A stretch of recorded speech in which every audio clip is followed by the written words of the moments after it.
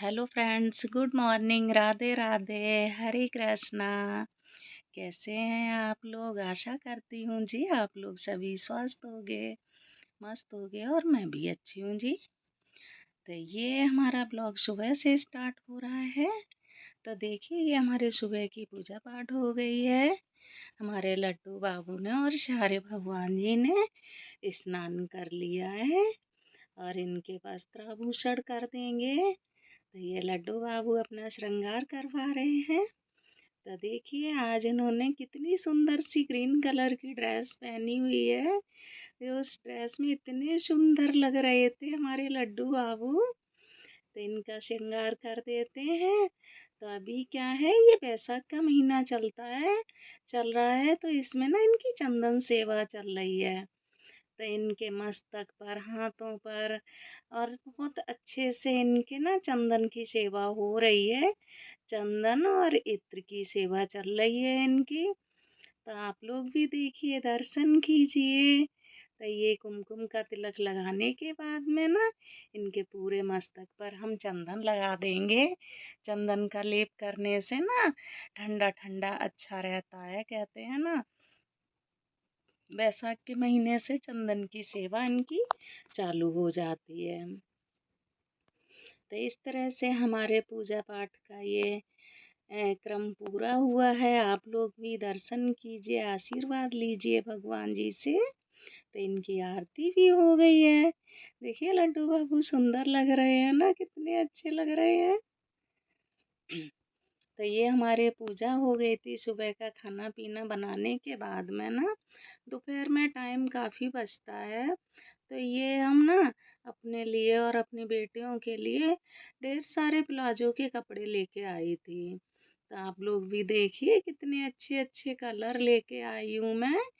ये सारे कॉटन के प्लाजो हैं। तो ये अब धीरे धीरे करके एक एक करके प्लाजो हम अब बनाना स्टार्ट करेंगे, क्योंकि हम बाहर से ना कितने भी अच्छे रेडीमेड ले लेते हैं, वो ज़्यादा दिन चलते ही नहीं हैं। अब प्लाजो बनाना तो बहुत ही इजी है। आप लोग भी इस तरह से कपड़ा लाके और घर पे बना सकते हो। तो देखिए ये लंबाई में 4 फोल्ड करके हमने कपड़ा रख लिया है। तो जितनी हमें लंबाई चाहिए उतनी लंबाई का हमारे पास ये कपड़ा है। तो इतना ही कपड़ा था, तो हमें काट के निकालना भी नहीं पड़ा। तो देखिए प्लाजो के ऊपर से ही हम प्लाजो रख के और कितने अच्छे से इसे हम बना सकते हैं। और प्लाजो में तो ऐसा कुछ है भी नहीं, बहुत ईज़िली आप लोग भी बना सकते हो। तो ये जो था प्लाजो, ये तो रेडीमेड था, मुझे इससे बड़ा बनाना था। तो मैंने इसी का नपाना करके और देखिए कितने बड़े साइज़ में प्लाजो बनाया है। नीचे से तो ज़्यादा घेर कर नहीं चाहिए था मुझे, तो थोड़ा ही घेर लिया था, लेकिन ऊपर जाके ना हमने बहुत चौड़ाई इसकी बढ़ा ली थी। तो इसका अब हम इंची टेप से भी मेज़रमेंट कर लेंगे कि इसकी लंबाई कितनी थी और हमें कितना रखना था। आसन इसका कितना था और हमें आसन कितना रखना था। बस मुझे इसकी चौड़ाई बढ़ानी थी ऊपर आसन पे। जैसे हम बैठते हैं तो वो नीचे से ही ना बहुत जल्दी से डैमेज हो जाता है, कपड़ा खराब हो जाता है। अगर इससे हम बड़ा साइज का बनाएंगे ना तो वो सही रहेगा ना, और गर्मियों में थोड़ा आरामदायक भी होगा। तो इस तरह से हमने मेजरमेंट कर लिया और ये सारे चौक से निशान लगाने के बाद में अब हम कट कर लेंगे। तो ये प्लाजो तो आप लोग ना इस तरह से सभी लोग घर पे बड़े इजीली बना सकते हो। तो देखिए हमने उसी हिसाब से ना मेजरमेंट करके पहले तो हमने प्लाजो से भी निशान लगा लिया था। ये फैन चल रहा था ना, तो उससे कपड़ा हमारा थोड़ा सा डिस्टर्ब हो रहे थे, लेकिन कुछ सामान लगाने के बाद में फिर हमने कट कर लिया था। गर्मी इतनी हो रही है कि गर्मी की वजह से वैसे भी किसी काम का मन नहीं करता है। तो मैंने इस तरह से ये कट कर लिया। सारे निशान हमारे लगे हुए थे। तो अब कट करने के बाद में ना हम पहले ऊपर से फोल्ड कर लेंगे, बीच का आसन जॉइंट कर लेंगे, ऊपर से फोल्ड करके साइड की सिलाई लगा के और नीचे से भी हम मोड़ लेंगे। देखो हमारा प्लाजो कितनी जल्दी से कट हो गया है और बिल्कुल इजी, इतना अच्छे तरीके से बना था, परफेक्ट। तो हमने अपने बच्चों के लिए ये वाला बनाया था, तो बच्चों ने भी पहन के ना उन्हें भी बहुत पसंद आया इस तरह से।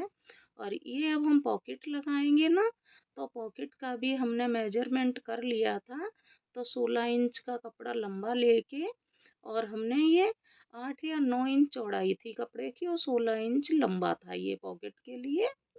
तो लेके ये सबसे पहले हमने आसन जो होते हैं ना, तो आसन जोड़ने का काम किया।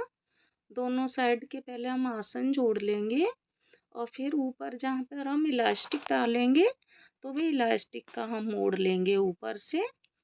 तो इस तरह से बहुत ही जल्दी हमारा ये प्लाजो बन के रेडी हो गया था। तो एक तरफ का आसन हमारा जॉइंट हो गया, अब हम दूसरे तरफ का आसन भी जॉइंट कर लेंगे।